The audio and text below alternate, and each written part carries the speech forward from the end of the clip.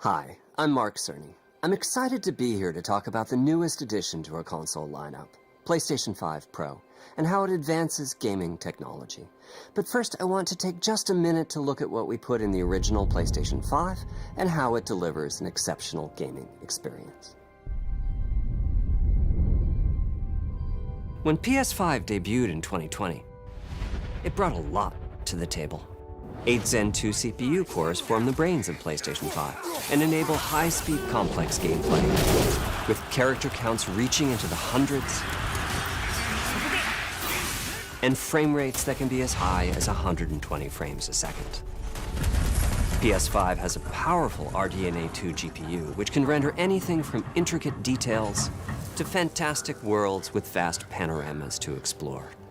Ray tracing allows for dramatic visual improvements, including reflections off of water or glass, and the realism that comes from real-time global illumination. A custom SSD can load data at breathtaking speed, resulting in ultra-fast transitions between game worlds and data streaming rates so high that traversal speeds are essentially unlimited. You okay? I'm working on it! Tempest 3D audio tech brings an unparalleled sense of immersion to the sound of the games. With audio so real, you may not even need to see the enemies to know exactly where they are. Finally, the DualSense controller has haptics that let you feel through your hands what your character is experiencing inside of the game. It's wonderful to see such variety and richness of game experiences. Creators have made amazing use of the hardware capabilities, but when I talk to them, I do hear about their desire for more graphics performance. The dreams of the developers are bigger than can be supported at 60 frames per second, and that leads to an aspect of modern gaming that we're all familiar with: graphics modes. It can be a difficult choice for players. Fidelity modes emphasize the visuals, typically through higher resolution rendering. These modes might also have enhanced detail or use more ray tracing. But the games only run at 30 frames per second. The visuals can be choppier and the controls less responsive. Performance modes emphasize frame rate and interactivity, typically choosing to run at 60 frames per second, mainly by reducing the graphical detail until those frame rates can be achieved. When asked to decide on a mode, players are choosing performance about 3/4 of the time. Removing that decision, or at least narrowing that divide, is one of the key targets for PlayStation 5 Pro. We want to give players the graphics that the game creators aspire to, at the high frame rates that players typically prefer. To do that, PS5 Pro substantially improves over PlayStation 5 in 3 ways. Here's what we call the Big Three. First, we made the GPU much larger and increased the speed of the memory it uses. The result is rendering that's up to 45% faster. Second, we made major upgrades to the ray tracing, taking a streamlined and accelerated approach that allows calculation of the rays at double or even triple the speeds of PlayStation 5. And finally, we added custom hardware for machine learning and an AI library called PlayStation Spectral Super Resolution, or PSSR for short. PSSR analyzes the game images pixel by pixel and can add an extraordinary amount of detail, which boosts the effective resolution of the games. Game creators are adding PS5 Pro support to new and existing titles, and with the Big Three involved, the results can be pretty amazing, with graphics showing something like fidelity levels of detail, but at double the frame rate. Here's The Last of Us Part 2 running on PS5 Pro. It has huge amounts of detail and targets a super smooth 60 frames per second. Let's compare this to the fidelity mode on PS5, which is only running at 30 frames per second and is therefore much choppier. This goal of delivering almost fidelity-like graphics at performance frame rates has been achieved for a broad set of titles, including Marvel's Spider-Man 2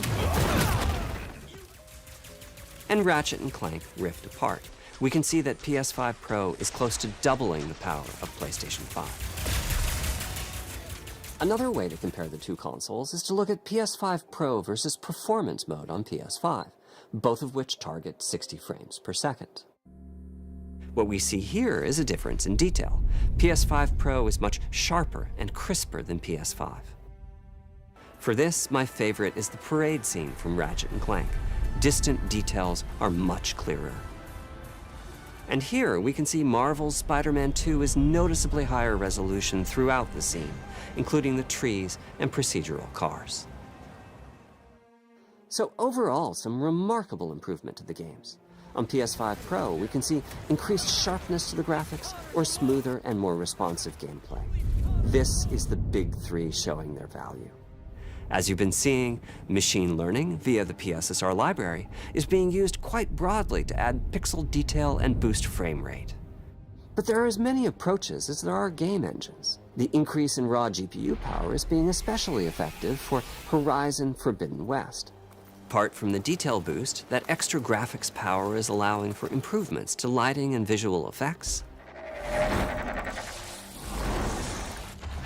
as well as to the hair and the skin in cinematics.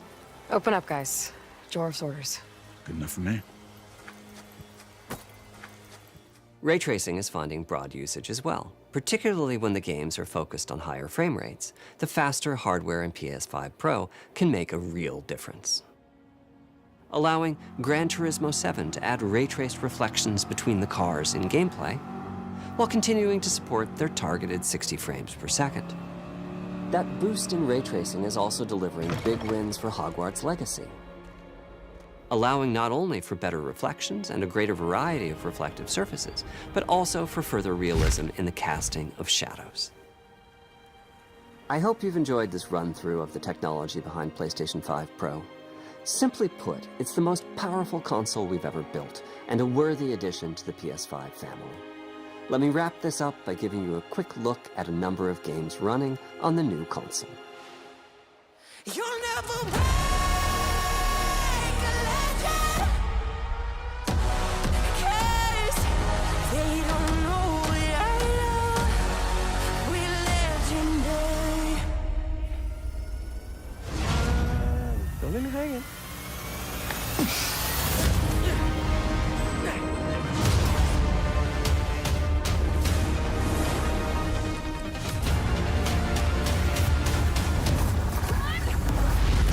Close your eyes. It'll be worth it. Okay.